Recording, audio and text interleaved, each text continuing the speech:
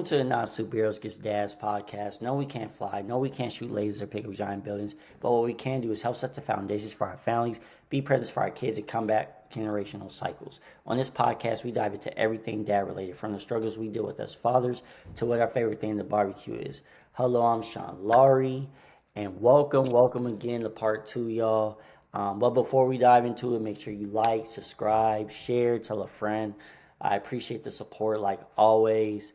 I appreciate you, Anthony, for rocking with me, man, because I know people's attention span. I know how they are. They like, hey, look, okay, like now I'm on the phone, I'm watching my kids or whatever. So I wanted to do a part two, y'all, just because this conversation was getting so good, and I wanted to make sure I touched on all the topics. But how are you, man?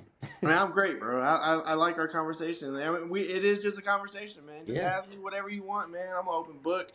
I'll give you my perspective on how whatever we turn up, man. I'm good with Yeah, it. man. No, I appreciate it. So I know last time on part one we was we left off basically, talking about actually no what you were saying about the business wise too. Obviously I asked you about the family dynamic, but business wise, and you thought you would never be into the military. As a matter of fact, if it wasn't for your father passing away, you probably wouldn't have been in the military, right? And so I wanted to ask you, you served 16 years, like what motivated you to really join at such a young age? Because you could have said, man, I'm gonna just wait, till whenever, or not do it at all. Yeah. So okay. So that's a loaded question. So I'll start with this. I never thought I was gonna join ever, like ever. And I didn't join early. I technically joined late because a lot of people join. Some people join when they're 17, 18. I joined when I was 23. Okay. So my dad passed away when I was 21. I was like in limbo with everything, and my mom was like, "Hey, you got to do something. You 23." And so I joined when I was 23. I left February 10th, 2009 to boot camp. It was crazy. Um, February 10th. That's my wife's birthday. Shout out to her. oh But go man, shout out to her. Happy birthday. Happy early birthday. So that'll be my 17-year mark. Oh, that's great. So I am still in. Um, it's a love hate thing. Mm. Um, I do love that it changed my life. It gave me direction. It was a lot of fun. It's been a lot of fun. I met a ton of people, great people, bad people, all the same in the middle. Um, a lot. Something I really like to say is the sun never sets on my friends, Mm. meaning I have friends all over the world. So wherever the sun is shining, my friend is shining on my friends. That's dope. Because I have friends in Europe, I have friends in Japan, I have friends on the East Coast, West Coast, in the desert right now. I got friends all over, and so it's pretty cool, man. But what led me to joining was not only my mom saying that, but I actually had a bad breakup with a girl, and Mm. so I wasn't doing good, man. I was losing weight. Um, I was just every day I would get off of work. I would promise you, I would go to LA Fitness and hoop for like 4 hours. Like I was shredding weight. I wish I still had that stamina and time to just go hoop like that. But man, I was in there just running up and down, and I probably lost like 30 pounds in maybe 2.5 months. Dang. I was just out there running, and Now, so was this just to stay busy, or was this over to get over the heartbreak? the heartbreak, bro. I was depressed. It was bad. I was down bad, and I was like, man, I got to do something. I can't just be living in this. Like we work kind of in the same area and stuff like that. And so I was like, man, I got to do something. And so my mom was like, why don't you join the military? Just joking around. And I was like, Mm. man, let me go in here and look. And so I took the test and everything like that. I looked into it. I have my cousin's husband. He's retired now. He was in the army, and he was like, "No, join the Air Force. Don't join the Army, Marines, and nothing like that. Go to the Air Force." Shout out to the Air Force. It's the best branch. We can argue about it Oh later. yeah, there's someone out there like, no, I but disagree, but that's okay. it's great, man. So I joined. I didn't know what was going on. I didn't know anything about the military like that. I just Mm. knew I was gonna be open mechanical when I went in, and I knew I had a date. And it's not until you get to basic training and you're doing PT when it's dark outside. And I just kept on. It was on like a Saturday morning. I'll never forget. I was just it was like a slight drizzle. You know how in the mornings it's like just a light rain coming down? Yeah. And I'm sitting there doing crunches at like 4 in the morning. And I'm thinking, man, a few months ago, I was barely getting home from the club. And now I'm out here doing sit ups, knowing my friends are out there having a good old time. And so that was a real eye opener for me. It was Mhm. crazy. Like, there are some stories about like boot camp and stuff like that, and how people just yell at you and make you get on your face and do push ups and stuff like that. That's true.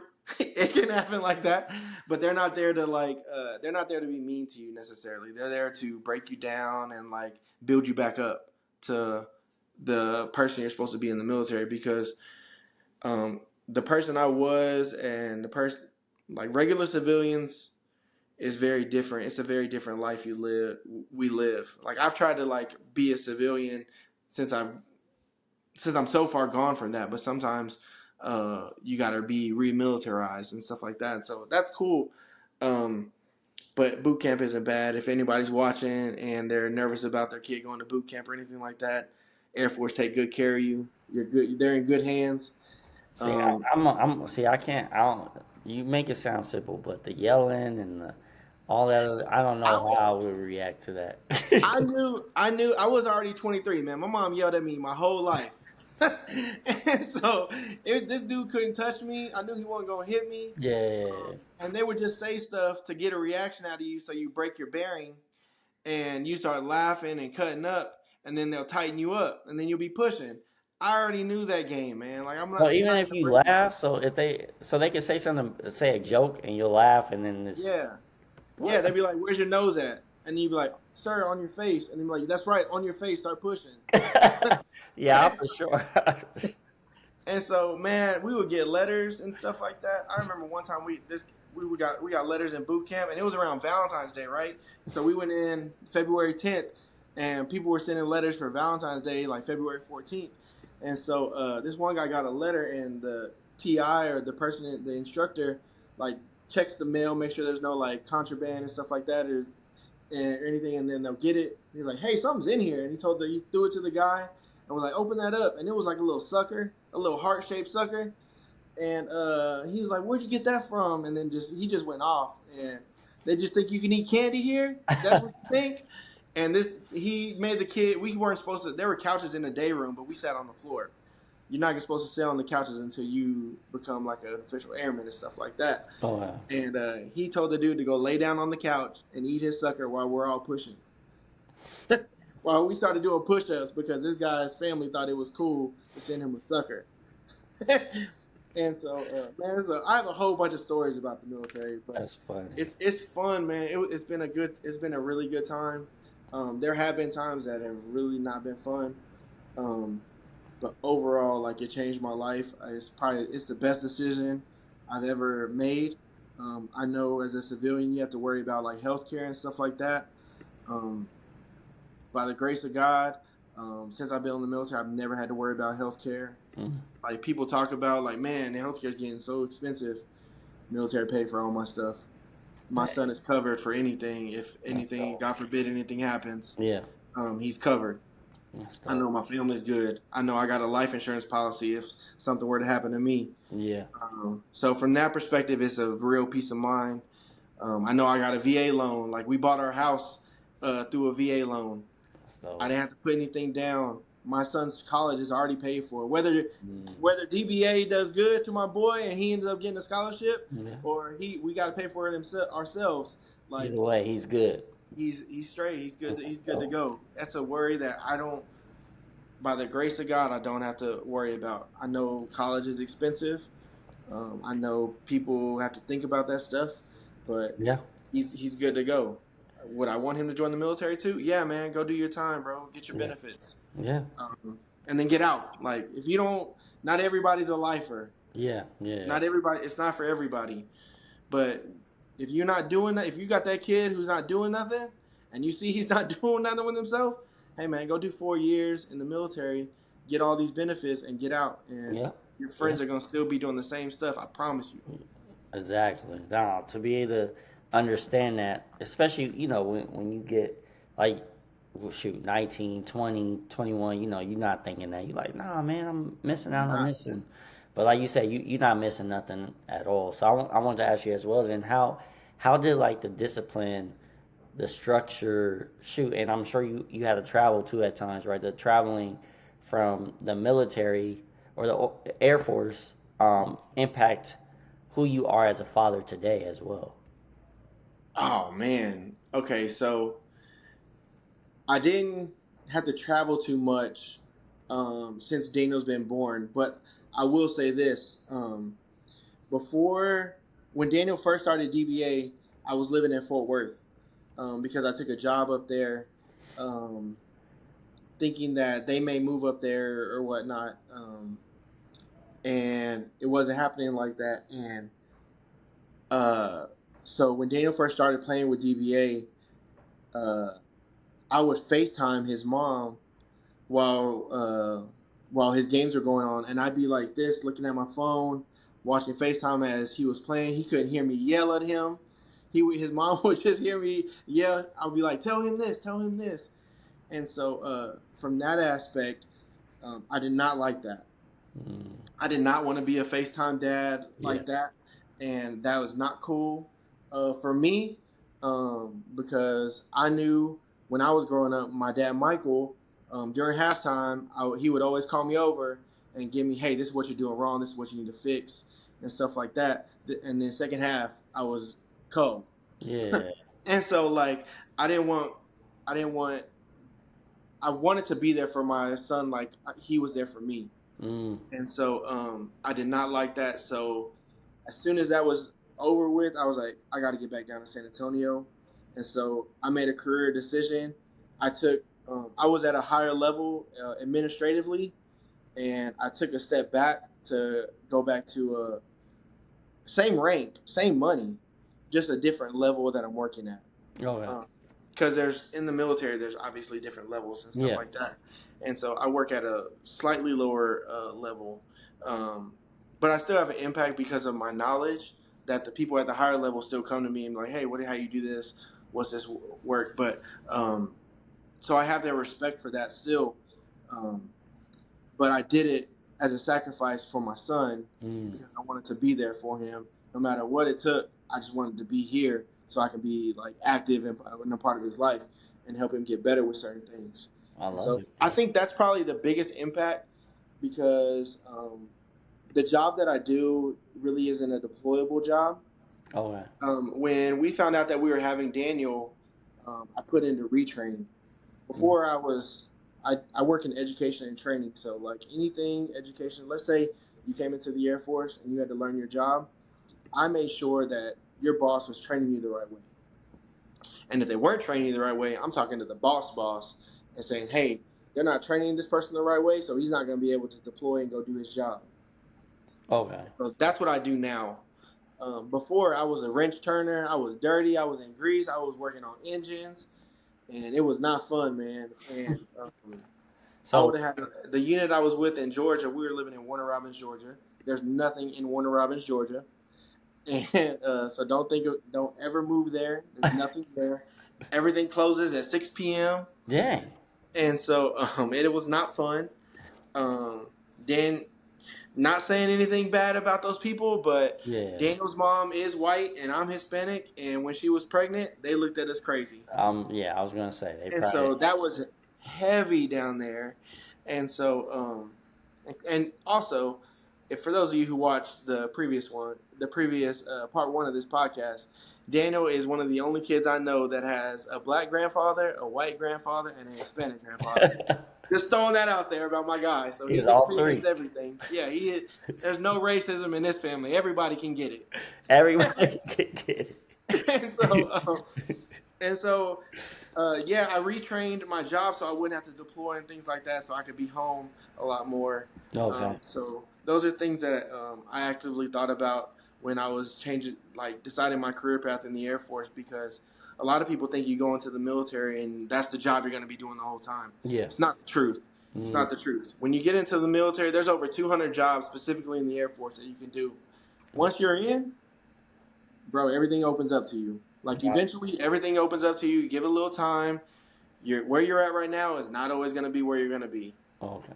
And so you got to. I tell younger people that a lot. Um, it's weird. Uh, it's weird giving advice to like the lower ranking people because it doesn't feel like I've been in that long. Mm, Like I have very vivid memories yeah. of camp and of like every duty station that I've been to, and so it's it doesn't feel like that. Like I shouldn't. Like, I don't know how I can give you this advice, but I know the answer to it. It's really weird. It's just crazy how much experience like you go through in the time you've been in. But it's a blessing. Like the Air Force is awesome. Now I know you said too you changed it because obviously you want to make sure you're there for your son and not to miss those moments. And so I was going to ask you because your son's now in fifth grade now, right? So with that, like, what has this stage of parenting been like for you? Like at this work, because right, like it's like, well, he's just now going in the fifth grade, but he's almost a middle schooler now, basically, right? Mhm. So like, what has that been for you, bro? Man, honestly, okay. So honestly, practice days are my favorite days of the week. Practice days and game days are my favorite days of the week. Like I love being a part of like his everyday life and just Yeah. talking to him. Even though he gives me attitude now, like he's starting to like talk back and think he's bold, and he is not bold, bro. I will lift you up and I will throw you on that couch. Yeah, And I so can relate, brother. it's a blessing, man. Like I don't know how much you see yourself in Chandel or your other son, but I look at Daniel and I see my behavior and I'm like, it's like, oh, I'm sorry. I tell his mom all the time, that's me, my bad, I'm sorry. And even my mom sees it too. She's like, that's you. His attitude sometimes, his competitiveness, that's me. I'm super on edge, Yeah, super hyped up, super competitive. I hate losing. He hates losing. I don't want him to like losing. Um, and so, but I love it, man. I love everything like about like he recently this summer just had his first little girlfriend, and he had to go. He went to Delaware to go visit her Wendy's family up there, okay. and she like broke up with him on iMessage or whatever, and they were playing Roblox, and she was in the same thing as him, and she was talking mess to him, and he got real sad. He probably don't want me saying this, but he got real sad and everything. He like, dang, Dad, come on, why you put me on blast? Yeah, and so he won't. He might not see this. Yeah, But I was like, man, chill out, man. There's gonna be plenty of girls. If she's gonna be dogging you, bro, like, don't worry about that. So yeah, just those little advice things yeah, and like yeah, lifting yeah, up his spirits and just the matureness that he's trying to get to and things like that. Like I love like contributing to that. yeah. It's like it's fun to me. I love being his parent. He's a relatively like really good listener, Mm, but he's very opinionated. He's very opinionated on whatever he wants to, and that's cool. Like I'd rather have yeah, him be opinionated and know what he likes, know what he thinks, and stuff like that, than be clueless. yeah, So it's a blessing. Like I love being his father at this age. I think I don't like. I always told his mom when he was younger, like this is your time. Like this is your time to be his mom. yeah, Like you're feeding him and you're carrying him and all this other stuff. There's gonna come a time where this role is about to switch. He's a boy. He's gonna need his dad, and I'm yeah, gonna have to be very present. We're gonna be off doing dad stuff. We're gonna go to the gym. We're gonna go do whatever guy stuff. We're gonna go look at shoes, all this stuff. Like just do guy stuff, yeah, and you're not gonna be anywhere a part of that, and that's cool. Like, so just know that he's not gonna want you around like that. He's gonna be coming to me for a lot of stuff, yeah, and so that's what I prepared for, and I yeah. was like ready for that, That's and dope, man. it's cool. So how do you approach, like you said, like he does have, a white grandparent, a black grandparent, a Hispanic, right? Like how do you approach those conversations? Because different things come up. He might hear Yep. different things, right? Like how do you approach those conversations about when it comes to certain identities or cultures or heritage with him? With obviously that, and then include, and then we have to also instill your background as well. So I tell him, I say, hey man, what's your last name? Mm. I say your last name is Luna, and when people look up your last name, and right now you're very light complected, but there's gonna come a time where you hit that outside sun, and you're gonna get a little darker, and that's fine. That's who Yeah. you are. Like that's who you're gonna be, and that's fine. But understand that there's gonna be things that may not always go your way. Maybe you'll feel picked on a certain way. Don't worry about that stuff. You just keep doing what's right, and you're gonna be good. Um, as far as like anything with family, like he like loves everybody. Like Daniel don't look at nobody, no matter what race they are or anything like that, because he has everybody around him. Yeah. Like everybody, like his best cousin uh is my cousin's son Roman. Roman's dark as I don't know what, but they are thick as thieves when they're together, and that's cool. Like Yeah. good, That's dope. like he doesn't see anything like that. He Yeah. doesn't. I'm glad he grows up in such a diverse family, Yeah. so we don't see that stuff. We don't think about race like that when we're internal with our family or even like my friend group. I don't like. I get along with everybody. It don't Yeah. matter to me, and so he does as well, which is really good. Like we don't teach him to think anything of nobody. Everybody's the same. Yeah. And so when he hears weird stuff about like racism or anything like that, he's like, why would they be so mad at somebody because of how they look? Like he gets disgusted with that, just like he should. Like, Yeah. and so he. But I tell him like, eventually there may be people who look at you a little different because of your name and stuff like that. So I don't. I'm never gonna sugarcoat stuff with him. Yeah. I don't think that's right to sugarcoat stuff with him. I don't. I'm gonna say, hey man, this is what it is. This is what I think it is, and stuff like that.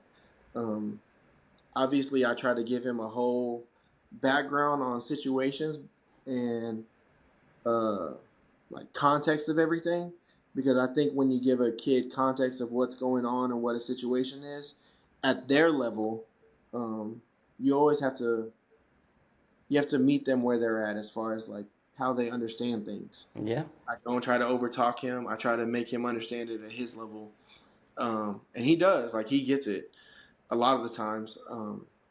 Me and his mom have never talked to him like a baby. We've never talked to him like a kid.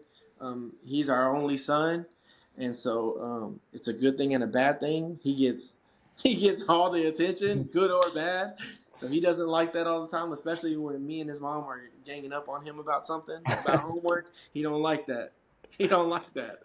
Um, but overall, he understands a lot of stuff, which is really good. That's dope. I can't complain, man. I mean, and that's why I say too, um, when, there's someone that might be, prejudiced, racist, whatever, I'm like, it was taught, right? Like at one point they weren't always like that. And so Yep. that's why it's dope that you have that perspective and he's seeing it and because of your unique background as well, right? Like he's looking like, well, what's the problem? Like why they have an issue with the way they look or the way they act, right? And so I try to do the same thing, like pride myself on, hey, you know, respect everyone, love everyone, right? There's no reason like, oh, that person did this not because they're white, black, orange, red, whatever. They did this because maybe they're just not a good person, right? Yeah. Like, like Yeah. maybe you're just like a terrible person, so stay away from them. So that's dope, bro, that you do that. And so I want to ask you too, then, like, what values? Because, like I say, he's going into sixth grade. So, what values do you hope to instill in him before he heads to middle school? Because, middle school, man, I feel like for whatever reason, that's when just the craziness just goes ridiculous. Like they hear things like now, like cuss words here, Mhm. like little things here and there, but because I remember when I worked at a school, and I'm like, why is this taking place in middle school, right? So, so like it turns up a whole nother notch. But what is it that you hope to just instill in him before he goes into it the following year? Man, I think integrity is huge. Hmm. Being honest, um, that goes a long way. I think if ever there's a situation where something happens and he might be a part of the lineup, let's say that, Yeah, like I, I'm not trying to live by this code about not telling on somebody. If yeah, it's gonna keep you out of trouble, get out of trouble, because middle school and those reputations stick with you all the way up through school. Yeah. And so you don't want to have a reputation of being a troubled child or lying about this or about that. So I think integrity is huge with me. Yeah. Um, I think um, I think hard work and staying about your business and not worrying about the outside distractions. People are gonna always. I tell them all the time. People are gonna say what they want.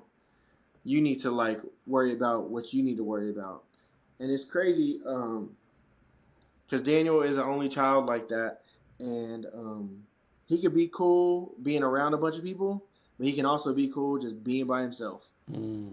And that's very interesting. Like there's kids that are playing the neighborhood with them, and they're like, "Hey, we're all gonna play tag," and Danny be like, "Nah, I don't feel like playing tag. I'm just gonna play with my toys over here in the dirt."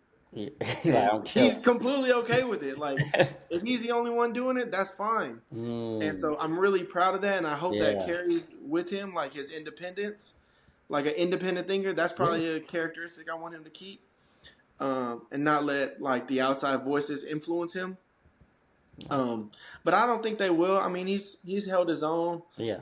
Sometimes he does fall into the trap of like getting somebody back who like did him wrong, probably Yeah. because he is very competitive and takes things to heart. He is in karate too. He's a black belt, Oh yeah. so He he ready to has hands. kick somebody. Yeah, he kicks hard. Like I've watched it. He's made kids bleed when they spar Oh dang. plenty of times. He's busted some noses and faces and lips. So if it God forbid anything ever happened with DBA, but I know my kid's gonna be all right. He got Yeah. You hands. be like, what? Who wants smoke? Yeah, he will be like that. But he has like followed the leader on stuff, and we make sure like nip that in the butt real quick. Like Yeah. that's not what we do. And so yeah, I think that stuff is probably the biggest characteristics I want him to stick with. That's dope, man. So you have, you obviously you had your biological dad, you had your dad that basically raised you, right? And like from basically looking back at it, right? What are you doing differently, I guess, or maybe similar? Well, no, I know similar. What are you doing differently than both of them? And then what are you doing that I guess is kind of similar to both of them?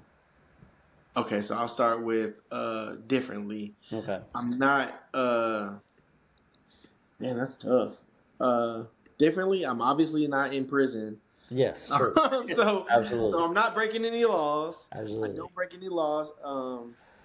I stay out of trouble. I'm not like an alcoholic. I'll have a drink, but I won't. I'm not an alcoholic. I know when to stop. That's it. I'm not. I'm done with that. It's Yeah. usually always around friends and things like that. I don't. I'm not just gonna drink by myself or anything like that. Um, so that's one. Those are, I guess, really bad things that I don't do. Um, I don't try to. Um, yeah, that's really it. My dad's didn't really have any kind of like terrible bad habits like that. Even my dad that wasn't there, he didn't have any terrible bad habits. I try to be honest with him. Yeah. Um, that's probably one thing my dad's might not have been the best at was being honest and like upfront about like what's going on and Mm. situations and stuff like that. And so I do try to be honest with him. Um, so the good things that they did for me that I try to carry on is um, my like Michael. He always like prepped me for him not being there. Mm. And so like if we don't raise our kids for our absence, for us to not be there, then we're kind of like leaving them unprepared. Yeah. I would say Yeah. if I don't raise him for for me not being there, Yeah. um, and so I try to prepare him for all situations. Um, I said I love Mondays and Wednesdays for practice because it's usually me and him in the car and we're talking about something. And obviously, looking around San Antonio, you see certain things going on. You're like, hey, man, this is why you need to do this. This is why I tell you to do this and stuff like that. He's always trying to be on his iPad or reading a book or something like that. And I tell him to listen up.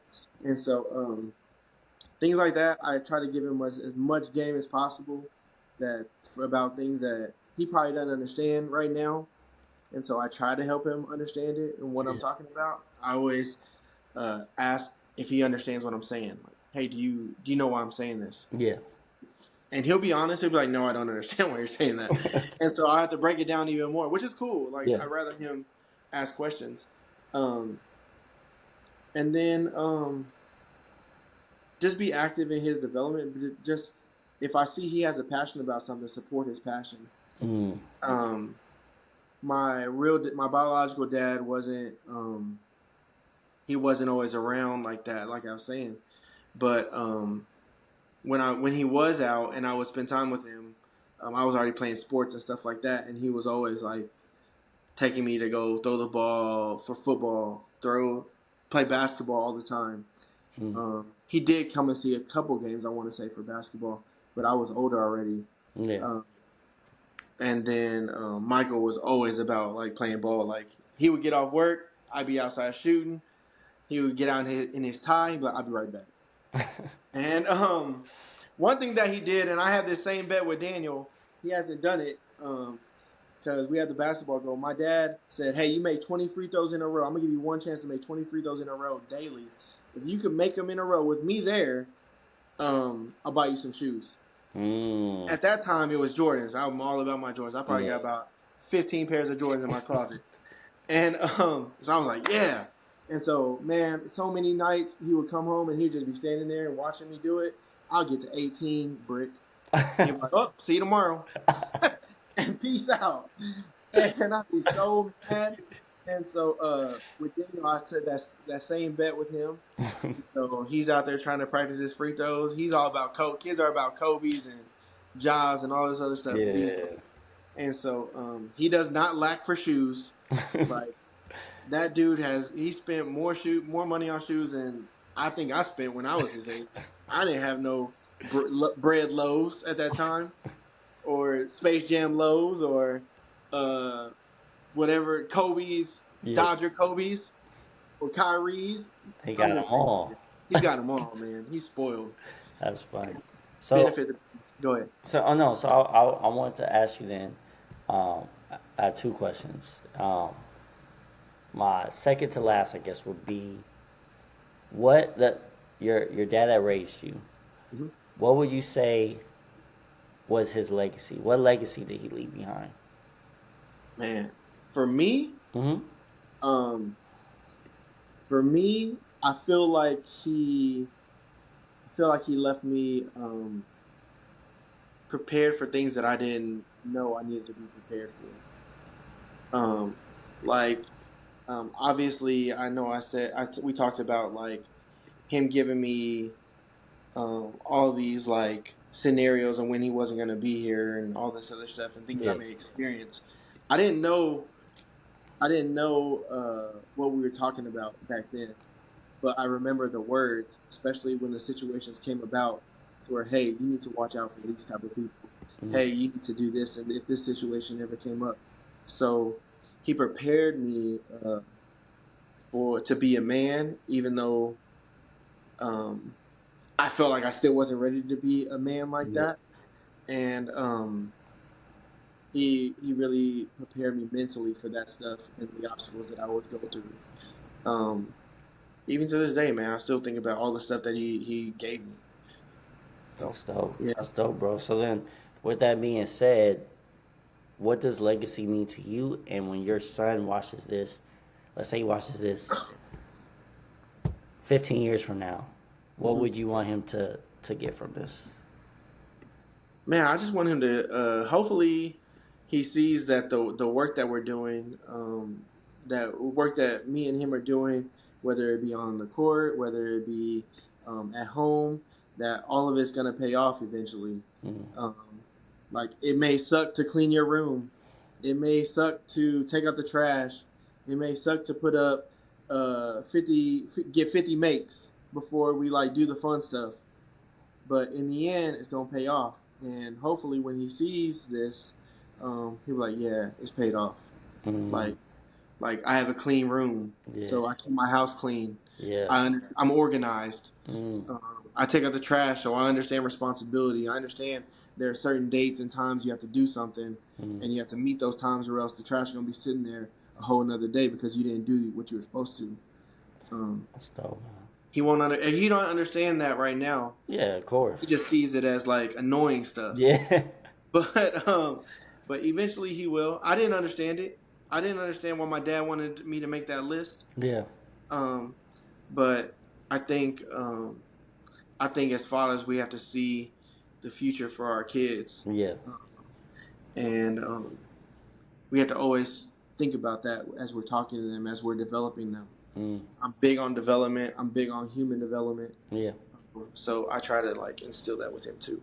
No, I agree, bro. I definitely am big on that as well as I let them know whatever it is you're doing or you're into, that doesn't define you, right? That's not your identity. And there's so much more to that because at the end of the day, when something gets taken away, how are you going to react, right? How are you going to respond? And then certain things you don't want to do, are you going to be disciplined, right? If you're disciplined, you're going to be the most likely accomplish whatever it is you're trying to accomplish eventually. Yeah, Um, but with that being said, man, no, I want to always make sure I always give my guests flowers, their flowers. So I want to one thank you for just giving me your time, and then I also just look at it like, man, your biological father and the father that raised you. I know, they're both smiling at the man you've become, and been able appreciate to learn what not to do, right, and the it. things Yeah, you do as well, man. But you're man, and the way that Daniel carries himself too, like even when I talk to him, yes sir, no sir, right, like so he carries, that's mandatory, bro. yeah, right, like so he carries himself, uh, um, honestly, with so much respect for others and for himself, and that's also a representation of you. You know what I mean? I So, appreciate that. so you're doing a great job, bro. Of course, man, and and I can't wait to get back in there. Well, by the time, well, this part two, so I should already be back in the gym by then. But There you go. but yeah, I'm excited, man. Just for him, I'm excited for you, man, and the things you're doing, accomplishing, man, and every day. It's you're able to take something, a lesson or a memory or whatever from your dad and apply it, which is pretty dope, man. So that gets me Appreciate to see, he was able to have a huge impact on you. So I salute you, man, and hey, you're doing an amazing job, bro. appreciate it. Same to you, man. Same to you. You got more kids than me, so you're doing a hell of a job. Appreciate it. Good job. Yeah. It's the four definitely outnumbers the two. So, so Yeah, I it's can crazy. imagine. It's I can crazy. imagine, bro. But nah, bro. But again, I appreciate you, man, and I appreciate you guys for listening, watching, and like always, you don't have to be perfect, but you always have to be present. See you guys on the next one.